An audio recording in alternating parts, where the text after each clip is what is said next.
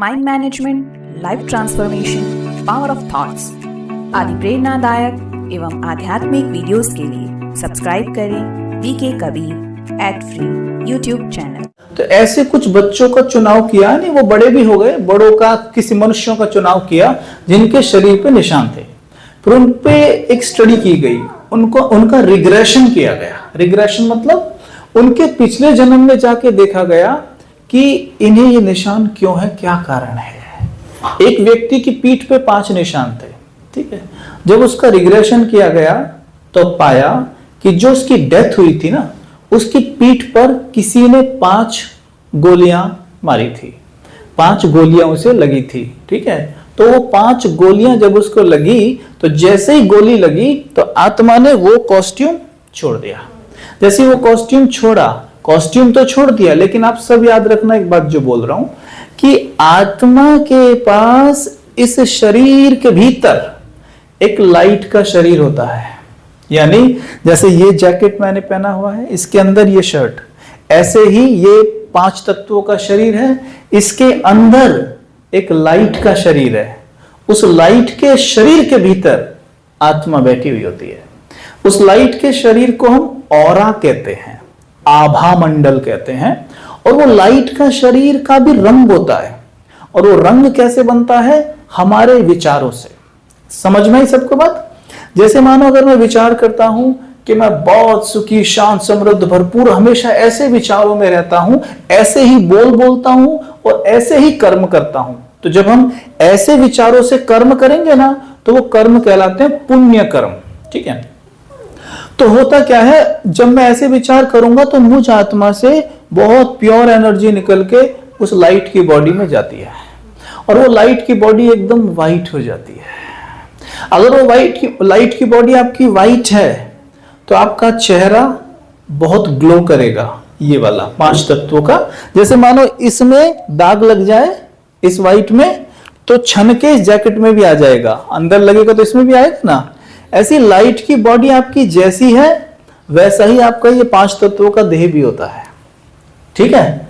तो आप जितने प्योर शुद्ध विचार करेंगे, आपकी लाइट की बॉडी उतनी ही वाइट होती जाएगी। और जितने नेगेटिव विचार करेंगे, नकारात्मक सोचेंगे, बोलेंगे, करेंगे, तो आपकी लाइट की बॉडी काली होती जाएगी। देखते नहीं बहुत से लोगों का चेहरा कैसा लगता है दिखने से, है ना, कि जैसे बहुत गुस्सैल है, ये तो बहुत लड़ाकू टाइप दिखता है, डरावना दिखता है ना। अब आप सब देखो अपना चेहरा, सब देखो अपना चेहरा और याद करो जब हम छोटे छोटे थे तो हमारा चेहरा कैसा था। 2 साल के थे, 3 साल के थे, कैसा चेहरा था। कोई भी गाल पकड़ के खींचे बिना रह नहीं पाता था। क्या कहता है, ले ले कितना क्यूट बच्चा, पा ना। अरे अभी डरते हैं लोग पास बैठते हुए भी, तो क्या है ये। तो इतने सारे नेगेटिव विचार, नेगेटिव बोल और नकारात्मक कर्म कर चुके हैं कि चेहरे का वो भोलापन उड़ गया, वो मासूमियत उड़ गई, समझे। और चेहरा कैसा हो गया, कैसा हो गया, काला भी हो गया, उतर भी गया, थोड़ा डरावना भी हो गया, गुस्सैल हो गया, ईर्ष्यालु वाला, ईर्ष्या बहुतों से की, किसी पे गुस्सा किया, किसी के लिए नफरत रखी, वो सब यहाँ दिखाई देता है, समझे। तो वो जो स्टडी हुई जिसको 5 निशान थे, उसकी पिछले जन्म में 5 गोलियां लगने से डेथ हुई। तो जैसे ही आत्मा ने शरीर छोड़ा तो वो लाइट के शरीर सहित बाहर आई, ठीक है। लाइट के शरीर सहित बाहर आती है, और जैसे बाहर आएगी तो आपको क्या लगता है कि वो शरीर छोड़ते ही चुप हो जाएगी? नहीं, वो आत्मा निरंतर चिल्लाती और रोती रहती है। क्या कहती है? हाय मेरी पीठ, हाय मेरी पीठ। तो वो अपने पीठ के दर्द को रोती रहती है, और इससे क्या होता है, आत्मा से नेगेटिव ऊर्जा निकलती है। और क्योंकि वो पीठ के लिए रो रही थी ना, तो वो जो लाइट की पीठ है ना, उसके पास लाइट की पीठ, उसमें काले दाग बन जाते हैं उसी जगह पर। फिर वो आत्मा उस लाइट के शरीर सहित मां के गर्भ में जाके बैठ जाती है, यानी नया मां का गर्भ। जब वो वहां जाके बैठती है, वहां भी वो शांत नहीं होती। क्यों? क्योंकि वो आत्मा को ये ज्ञान नहीं रहता कि मैं नए शरीर में आ गई हूं ना, वो उस शरीर को भूल नहीं पाती जिसे छोड़ के आई है, ठीक है। और वो उस माँ से भी अटैच नहीं होती जिसके गर्भ में जाके बैठी है, उससे उसे कोई अटैचमेंट नहीं है अभी कि मेरी माँ है, कुछ नहीं है उसको, वो बिल्कुल उससे डिटैच है। इसलिए क्या होता है, जितना आत्मा डिटैच रहती है ना, उसकी कैचिंग पावर बहुत ज्यादा बढ़ जाती है। समझे, आत्मा की कैचिंग पावर बहुत ज्यादा बढ़ी हुई होती है। इसलिए कहावत भी है ना आपके यहाँ, सबके यहाँ, कि जब किसी की डेथ हो, जब किसी ने शरीर छोड़ दिया हो, उसके बारे में अच्छा बोलना चाहिए, कहते हैं ना, और अच्छा बोलते भी हैं। क्यों बोलते हैं? क्योंकि वो आत्मा बहुत तेजी से उन बातों को पकड़ती है, कैच कर लेती है, कैचिंग पावर बढ़ जाती है ना, तो वो उसके पास वो वाइब्रेशन जाते हैं। अब कोई आत्मा माँ के घर में जाके बैठ गई, अब माँ के घर में बेचारा रोई जा रहा है कि मेरी तो पीठ, मेरी तो पीठ, मेरी तो पीठ, मेरी तो पीठ, मेरी तो पीठ, मेरी तो पीठ। तो उससे क्या नेगेटिव एनर्जी निरंतर निकल रही है, पीठ में दाग बना रही है, और जो नया शरीर बन रहा है वो उसमें दाग पहुंच जाते हैं। क्या समझ में आया इससे? कि जब ऐसा सोचने से पीठ पर परमानेंट दाग बन सकते हैं, तो अगर आपके जीवन में कोई इतनी सी प्रॉब्लम है और उसे आप बार बार दोहराते हो, बार बार सबको बताते हो, तो वो प्रॉब्लम का दाग यहां कितना पक्का हो जाता होगा, समझ गए? और ध्यान देना, जिस चीज का दाग यहां लग गया, जिस चीज का दाग यहां लग गया, वो दाग 100% बाहर दिखाई देगा ही आपको, समझ गए? हमारे साथ बाहर जो भी कुछ होता है ना, वो इस चीज का रिफ्लेक्शन है। जैसे आप वो नहीं देखते हैं सिनेमा, तो क्या होता है थिएटर पे, ये रहा, यही सामने ही रखा है, ये रखा है स्क्रीन है, यह लेंस है, लेंस फेंकेगा उसके ऊपर चित्र, तब वहां दिखाई देगा, है ना? एक लेंस ये रहा आपका, परमानेंट लेंस, हमेशा साथ रहता है लेंस आपके, और आप चलते रहते हो यूं है, और ये लेंस बाहर बड़ा चित्र करके आपको दिखाता रहता है सब कुछ। ये व्यक्ति मेरे जीवन से कब जाएगा, मैं इससे परेशान आ गई हूं, इसने मेरा जीवन बर्बाद कर दिया है। वास्तव में वो व्यक्ति आपके जीवन में इसलिए है क्योंकि वो यहां है। कहां है? यहां है। अगर आप उसे यहां से गायब करने में कामयाब हो गए ना, वो व्यक्ति आपको बाहर दिखाई भी नहीं देगा। कोई प्रॉब्लम आपको बाहर दिखाई देती है ना अपने जीवन में, वो पहले यहां है, यहां से खत्म कर दीजिए, बाहर से गायब हो जाएगी, दिखाई भी नहीं देगी कहां चली गई। तो सफाया कहां करना था? यहां। और करते कहां है सफाया हम? बाहर। वो कभी नहीं होता, वो कभी भी नहीं हो सकता, क्योंकि दाग तो यहां पर है। उदाहरण के तौर पर एक और उदाहरण सुन लो। जैसे आपने कई बार सुना होगा कि किसी को कैंसर जैसी बीमारी भी हो गई, डॉक्टर ने उसकी कैंसर को निकाल दिया, है ना? निकालने के बाद क्या कहता है? जरा ध्यान दीजिएगा जी, वापस भी आ सकता है। कहता है या नहीं? आप उससे पूछते क्यों नहीं हो कि डॉक्टर साहब, जब आपने निकाल दिया तो वापस क्यों आएगा? क्यों आएगा? वो इसलिए आएगा क्योंकि डॉक्टर साहब ने जो पेड़ है ना, पेड़ काटा है, केवल जमीन की सतह से पेड़ दिख नहीं रहा है, लेकिन पेड़ की जड़ें तो नीचे अभी हैं। तो इस बीमारी की जड़ें कहां पर है? मन के अंदर। तन से निकाल दिया, लेकिन मन के अंदर तो जड़ें हैं ना अभी, और वो जड़ें जाती हैं मेडिटेशन से। जब राजयोग मेडिटेशन करते हैं तो वो जड़ें निकल जाती हैं। ध्यान से सुनना जो बोल रहा हूं, जड़ें कैसे निकलती हैं। देखो, आत्मा का ज्ञान आपको मिल रहा है कि मैं एक आत्मा हूं, ठीक है? आत्मा में वो जड़ है। आत्मा कैसी होती है दिखने में? जैसे आकाश में सितारा चमकता है, ठीक वैसी ही आत्मा दिखाई देती है, और वो यहां बैठी हुई होती है।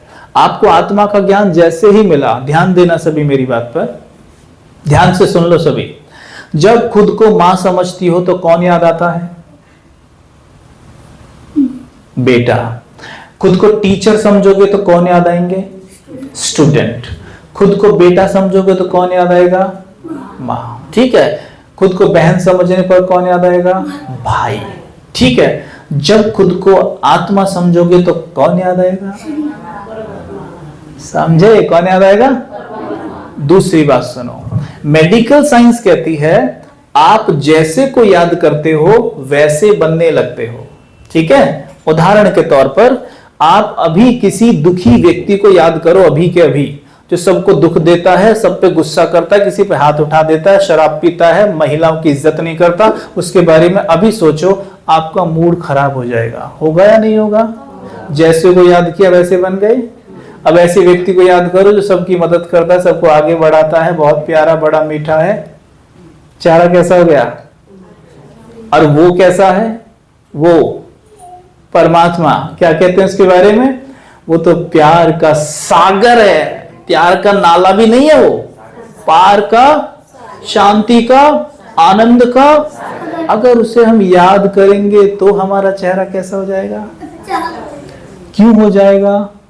क्योंकि उसका प्रकाश आत्मा के ऊपर पड़ेगा और प्रकाश पड़ते ही आत्मा की धुलाई हो जाएगी। समझे? जिसे दूसरे शब्दों में कई बार कहते भी नहीं हो कि मेरे ना बच्चे को भाई साहब नजर लग गई, फलाने बाबा जी से नजर उतरवा के लाइए, कहते हो ना। मतलब क्या था ये? कि बच्चे को नेगेटिव एनर्जी, मतलब नकारात्मकता ने उसके मन को घेर लिया। मैं बाबा जी के पास लेके गई क्योंकि बाबा जी थोड़ी तपस्या करते हैं तो उनके पास शुद्धता है, तो महाराज जी ने थोड़ा उनके साथ बैठे और थोड़ा एक दो मंत्र पढ़े, बच्चे की नजर उतर गई। वो काम आप खुद भी कर सकते हो, किंतु हमें ऐसा लगता है जी हम कहाँ, क्योंकि हम तो दिन भर गाली गलौज वैसी बातों में ज्यादा रहते हैं। फिर सास भी, कभी बहू भी तो देखना पड़ता है भाई साहब, नजर कैसे उतरेगी है, तो वो सब में हम काफी बिजी रहते हैं, तो नजर कैसे उतरेगी? तो ये बात है, समझ में आ रहा है? अब आगे फिर से वहीं पे आओ।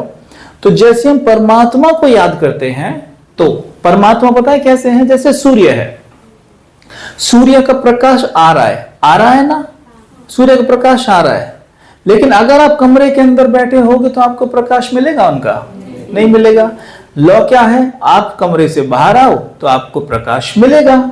वैसे ही ज्ञान सूर्य परमात्मा, परमात्मा को ज्ञान सूर्य भी कहते हैं, मतलब वो सूर्य की तरह परलोक में, परम धाम में चमकते हैं। ठीक है, उनका प्रकाश निरंतर आ रहा है, लेकिन उसे याद करने के लिए, उससे वो शक्ति लेने के लिए, उसकी धूप लेने के लिए आपको शरीर रूपी कमरे से बाहर निकलना होगा। मतलब ये संकल्प करें बस कि मैं ये शरीर नहीं, मैं एक आत्मा हूं, तो उसी वक्त समझ लीजिए कि आप इस कमरे से बाहर हो अभी, तो तुरंत आपको परमात्मा की किरणें मिलने लग जाएंगी। और राजयोग में क्या सिखाया जाता है कि आप कैसे उसके ऊपर ज्यादा देर तक एकाग्र रह सकते हैं। ठीक है, कैसे उसके ऊपर ज्यादा देर तक एकाग्र रह सकते हैं, यह राजयोग में सिखाया जाता है। जैसे अभी मैं आपको बोलूं, आप में से गुलाब जामुन किस किस को अच्छी लगती है? सबको अच्छी लगती है ना। अभी अगले 5 सेकंड के लिए लगातार यहां पे अपनी आंखों के सामने गुलाब जामुन देखो 5 सेकंड तक, और कुछ नहीं दिखाई दे। 1 2 3 4 5 दिखाई दी गुलाब जामुन? 5 सेकंड तक रोक पाए, है ना? इसको क्या कहते हैं? एकाग्रता। 5 सेकंड किया, है ना? वैसे ही हमें परमात्मा पर मन को ज्यादा से ज्यादा देर एकाग्र करने की प्रैक्टिस बढ़ानी है। मैं बताऊं आपको, अगर आप परमात्मा पे निरंतर 1 मिनट भी एकाग्र होने की कला सीख गए ना, तो विदिन 21 डेज आपको यह अनुभव होगा कि जैसे आत्मा की गहराई में, अंदर गहराई में जो भी नेगेटिविटी या जो भी बीमारी की जड़ें थी, सब धो गई, सब धो गई। क्योंकि जैसे उसकी किरणें पड़ेंगी ना आके यूं, उसकी किरणों में जादू है, उसकी किरणों में शांति है, उसकी किरणों में प्यार है, इसलिए प्यार का सागर, प्यार का सूर्य।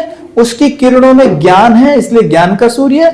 उसकी किरणों में हीलिंग शक्ति है, इसलिए उसको वैद्यनाथ भी कहते हैं। उसमें हीलिंग किरणें भी हैं। तो वो किरणें जब पड़ती हैं, जैसे सूर्य की किरणें पड़ती हैं तो कैसे पसीना आने लगता है, ऐसे उसकी किरणें जब पड़ती हैं आत्मा के ऊपर, तो सारी जंग आत्मा की अंदर तक की साफ। जैसे व्हाइट कपड़े पर दाग लगा हो तो वैनिश लगाती कपड़ा साफ, ऐसे ही कर देगा बिल्कुल। जैसे मैंने सवेरे कहा था कि सूर्य की किरणों को कागज पर उत्तल लेंस के माध्यम से फोकस करिए, कागज में आग लग जाएगी। नहीं तो लेंस मत लगाइए, कागज डाल के रखिए, सूर्य ऊपर है, नहीं लगेगी। वैसे परमात्मा के तो प्रकाश फैला हुआ है, आप उस पर फोकस मत करिए, यहां आग नहीं लगेगी। और आग नहीं लगेगी ना तो वो कचरा नहीं जलेगा जो जलना था। आज यहां आग लगाने की जरूरत है, लेकिन मीठी वाली आग जो परमात्मा लगाएगा यहां पे, और वो लगेगी जब तक आपको आत्मा का ज्ञान नहीं, तब तक वो आग लगनी नहीं। आप कुछ भी कर लेना, दुनिया में लोग क्या क्या करते हैं पूछो मत। कोई एक पांव पे खड़ा है, कोई सर नीचे पैर ऊपर करके खड़ा हो जाता है, कोई रात दिन क्या क्या कर रहा है, कोई मंत्र जाप कर रहा है, कोई कुछ कर रहा है। लेकिन मैं आपको एक बात सिंपल बता देता हूं कि अपने आप को केवल आत्मा समझो कि मैं एक आत्मा हूं, और परमात्मा पर कुछ मिनट भी फोकस हो गए ना, आपको ऐसा लगेगा वाह मजा आ गया। ठीक है। अब जैसे उदाहरण मैं आपको दे दूं कि जैसे उस पर फोकस होते हैं ना, आपके अवचेतन मन की शक्ति बहुत ज्यादा बढ़ जाती है, क्योंकि आत्मा के अंदर ही अवचेतन मन है।